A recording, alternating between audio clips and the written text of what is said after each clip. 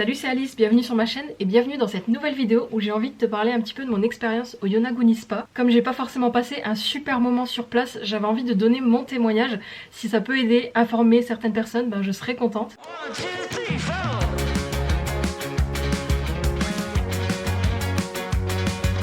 Alors si vous connaissez pas le Yonaguni Spa, c'est un spa hyper connu à Obernai en Alsace, de plus de 3000 m² sur plusieurs étages.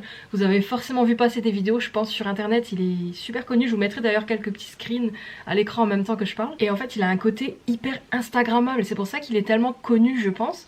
En tout cas moi je l'avais beaucoup vu passer sur les réseaux sociaux et c'est pour ça que j'avais envie d'aller tester. Et donc c'est ce qu'on a pu faire avec mon chéri, on y allait il y a quelques semaines déjà pour aller tester ce spa. Alors déjà je vais commencer par les points positifs. Déjà le spa, il faut dire, il est très beau, rien que quand vous arrivez dans le hall de l'hôtel, l'entrée de l'hôtel, tout est beau, l'accueil hyper dans un style un peu bois, plantes. Ensuite quand tu arrives dans le spa, la pièce maîtresse c'est vraiment le labyrinthe aquatique. C'est vraiment genre une succession de pièces dans l'eau que tu découvres au fur et à mesure et toutes les pièces ont un thème différent avec des geysers, des choses comme ça. En fait tu sais jamais à quoi t'attendre dans la pièce qui va venir, c'est hyper original, énigmatique, vraiment c'est une ambiance particulière et je crois même que c'est pour ça que le spa a été élu meilleur spa du monde grâce à ce système de labyrinthe un peu original on va dire. Le tout dans une ambiance grand carrelage gris, hyper élégant, un peu classe comme ça. Ah oui, vous avez aussi les plafonds qui sont super hauts mais ça donne tout de suite cet effet de waouh, de grandeur, classe comme ça et tout. Donc ça va être vraiment l'étage où vous avez le labyrinthe. Ensuite vous pouvez monter au premier étage et là vous avez tout ce qui est sauna, hammam, les salles de repos aussi. Il y a vraiment beaucoup de salles de repos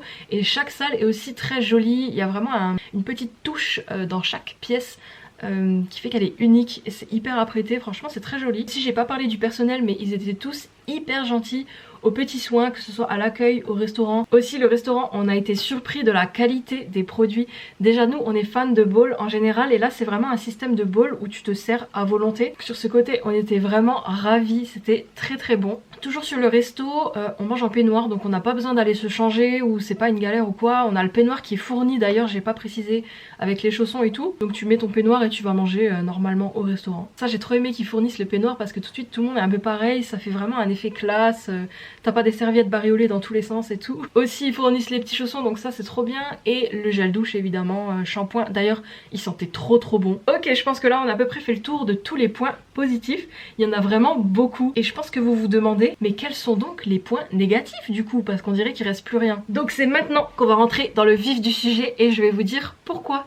Moi personnellement j'ai pas apprécié l'expérience au Yonaguni Spa. Avant que je commence surtout, n'hésitez pas vous aussi à me donner vos expériences en commentaire parce que un témoignage comme le mien j'en ai jamais entendu et je me dis que je peux pas être la seule, donc je suis curieuse aussi d'avoir vos avis. Donc première chose qui m'a dérangée dans le spa c'est la chaleur ambiante. Dès que je suis rentrée dedans j'ai eu une bouffée de chaleur. En dehors de l'eau évidemment, vraiment la température ambiante dans le spa, sachant que l'eau elle est déjà à 34 degrés, en fait je cherchais mon air tout le temps. En plus tu te balades en peignoir tout le temps donc t'as vraiment super chaud. Je sais pas si c'est que moi, si c'était que cette journée exceptionnellement où on y était. En fait je compare avec les autres spas que j'ai déjà pu faire et il y en a aucun où j'ai eu aussi chaud que là. Là je cherchais vraiment mon air, j'avais tout le temps envie de sortir dehors pour aller avoir de l'air frais. Et je me souviens j'ai même fait la réflexion à mon copain, je lui ai dit on est dans un sauna constant. Ensuite sachez que les plafonds hauts c'est très joli mais qu'est-ce que ça résonne. Vous avez des cascades qui tombent de très haut vu que les plafonds sont très hauts et en frappant l'eau mais ça fait un bruit de fou. En fait t'as ce bruit constamment dans tout le spa et pour moi c'est pas vraiment synonyme de détente d'avoir ce bruit de fond, que ce soit les cascades ou même les geysers en fait de massage pour le dos et tout. Tout est trop puissant, ça tombe hyper violemment, ça fait du bruit à fond.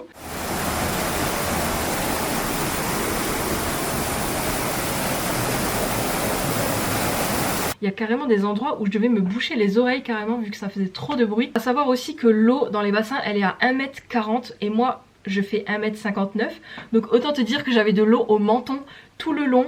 Si tu fais moins d'1m60 tu vas galérer rien qu'à te déplacer, j'étais tout le temps sur la pointe des pieds.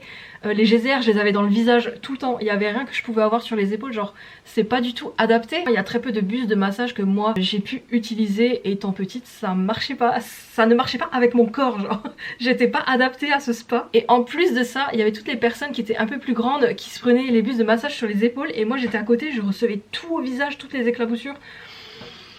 Pas vraiment ma définition de détente on va dire. Après voilà, ça reste mon expérience personnelle parce que je suis petite, je suis pas forcément adaptée aux infrastructures de la vie genre. En fait pour le coup quand j'y réfléchis je pense que ça me fait plus penser à carrément une attraction que vraiment un spa de détente. Aussi pour se déplacer dans le labyrinthe toujours, les couloirs sont quand même vachement étroits. En fait il y a cet effet de très haut plafond et très étroit les couloirs. Ça devenait vite serré parfois quand il y avait un petit peu de monde qui se croisait. Parce que oui effectivement il y avait un peu plus de monde que ce à quoi je m'attendais. Forcément quand tu regardes les vidéos, les gens attendent qu'il y ait personne sur les vidéos pour pouvoir filmer et moi je pensais que vraiment le spa était désert alors que pas du tout, le spa il est normalement fréquenté, mais je m'attendais pas à ce qu'il y ait autant de monde dans le spa, j'étais quand même surprise de ça. En vrai ça c'est 100% logique, moi-même j'ai fait mes propres vidéos, j'attendais qu'il y ait personne dans les bassins et c'est une petite fenêtre de 5 secondes où il y a personne qui passe à ce moment là, tu fais ta vidéo et en fait c'est trompeur parce que t'as l'impression qu'il y a personne dans le spa. C'est logique en soi, vous allez me dire, moi j'y avais pas pensé avant. Je pense que j'ai fait le tour sur l'étage du labyrinthe, on va passer à l'étage des saunas. Sachez que moi je suis fan de sauna et de hammam, j'adore ça. Même si je rentre dedans et que je reste 5 minutes, je kiffe l'ambiance, je kiffe l'odeur, sauf que là je vous avoue c'était clairement pas possible pour moi. En fait comme je vous ai dit il faisait tellement chaud dans le complexe, t'avais l'impression d'être dans un sauna constamment et d'aller encore dans un sauna encore plus chaud, mais c'était horrible. Déjà que je cherchais mon air, ben là j'ai vraiment pas pu et je peux vous dire que j'étais dégoûtée, d'autant plus que avec cette chaleur j'ai senti la migraine arriver. Oui parce que chaleur plus bruit égale le cocktail parfait pour les migraineux. Du coup pour calmer un petit peu ce départ de migraine qui commençait, j'ai passé pratiquement tout mon temps dehors. J'avais envie de rester dehors, il y avait de l'air frais dehors et c'est le seul endroit où je me sentais bien. Sauf que le bassin dehors il est juste minuscule. S'il fait 10 mètres carrés c'est déjà beaucoup, il y a que ça de bassin en extérieur. J'étais un peu déçue sur ça. J'aurais vraiment aimé un extérieur un peu plus développé parce que là c'était un peu tristouné. Surtout que quand t'es dans le bassin à l'extérieur et que tu veux aller te poser sur un transat, tu peux pas sortir du bassin directement dehors. T'es obligé de repasser par l'intérieur. Tu te fais tout le labyrinthe en sens inverse et ensuite seulement tu repars du bout du spa pour ressortir jusqu'à l'extérieur pour aller sur un transat. Du coup c'est ce qu'on a fait, on s'est retapé tout le labyrinthe en sens inverse et on est sorti dehors. Et je sais pas si c'est parce que c'était vraiment le début des beaux jours on va dire, il y avait pas mal de transats qui étaient vachement sales avec des crottes d'oiseaux, des fourmis, du pollen. Ça me fait penser que vraiment l'extérieur il est un peu bâclé entre guillemets, c'est un peu dommage. Aussi toujours comme j'étais sous migraine, on s'est beaucoup posé dans les salles de repos. Elles sont super jolies mais en fait en étant là je me suis dit les salles sont gigantesques et il n'y a rien, il n'y a pas un serveur, il n'y a pas un bar, il y a bien un petit bar avec une petite fontaine à thé vert et des pommes, mais c'est tout. En fait ça aurait été trop bien de mettre genre un petit bar, pas un truc de fou, mais un petit bar où tu peux t'acheter une pâtisserie, un truc à manger pour le 4 heures, je sais pas, tu vois. Tu peux te poser quoi, parce que là il y a des salles gigantesques avec beaucoup de lits, et il n'y a pas tant de personnes qui vont dans ces salles de repos. Sans transition aussi, j'ai pas compris non plus pourquoi il n'y avait pas d'indication en fait quand tu vas dans les saunas et dans les hammams. Chaque sauna a un peu sa thématique, t'as un hammam avec un bac de sel devant, t'as la grotte avec la glace qui tombe, enfin il y avait vraiment plein de thèmes différents et c'est génial, mais pourquoi t'as pas une pancarte devant la porte qui explique les bienfaits, le pourquoi du comment l'utiliser. Je sais pas, moi quand je vais au spa, j'aime bien me dire bah voilà, là je vais passer un quart d'heure dans tel sauna, ça va détoxifier, l'eucalyptus ça va me faire du bien aux poumons. C'est un peu le kiff aussi de se dire que tu vas au spa, tu te sens un peu en mode détente, détox. Alors si déjà tu peux aller s'il te plaît jusqu'au bout du contexte et me lancer des fleurs en me disant que voilà, là tu vas aller dans ce spa, ça va te faire ça. Donc juste rajoute une pancarte et tu écris le pourquoi du comment, ce que ça fait au corps. Comme devant ce hammam là où il y avait ce fameux bac de sel, on était là devant le bac et on se disait mais on fait quoi en fait? À quoi ça sert? Qu'est-ce qu'on fait avec ce bac de sel en fait?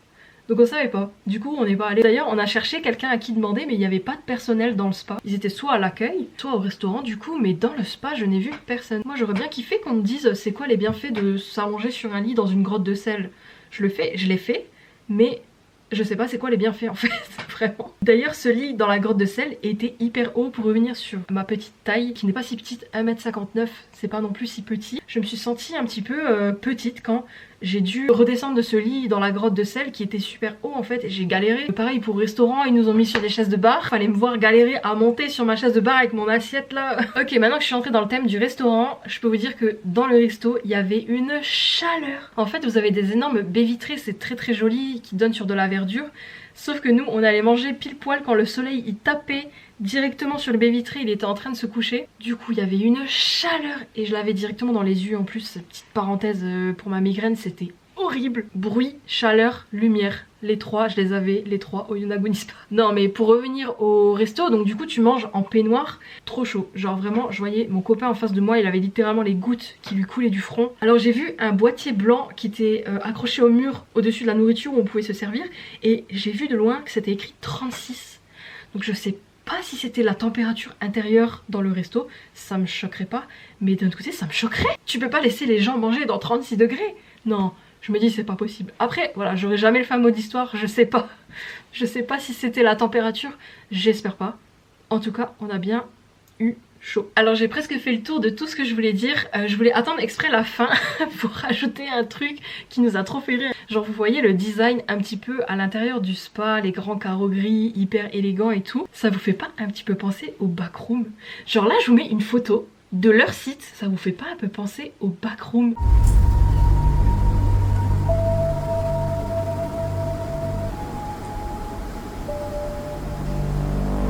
Carrément, on était là dans le bassin principal, on regardait autour de nous et il n'y a pas une plante à l'intérieur du spa parce que autant quand tu vas à l'accueil et tout, c'est hyper bois, nature, plantes et tout, et quand tu rentres à l'intérieur du spa, il n'y a plus de plantes, il n'y a rien de bois et je trouve que ça fait vraiment... Vous me direz ce que vous en pensez, une ambiance de backroom, on a trop rigolé. En plus, on n'entend vraiment pas la musique. Alors je sais pas s'il y avait pas de musique du tout. Je sais qu'il y a de la musique dans les salles de repos, ça j'ai remarqué, vu que c'est très calme, on l'entend. Mais comme dans le complexe, c'est très bruyant, comme je vous ai dit, avec les cascades et tout. Alors soit il y a de la musique et on l'entend pas, soit il n'y a pas de musique. Et du coup c'est encore plus backroom genre.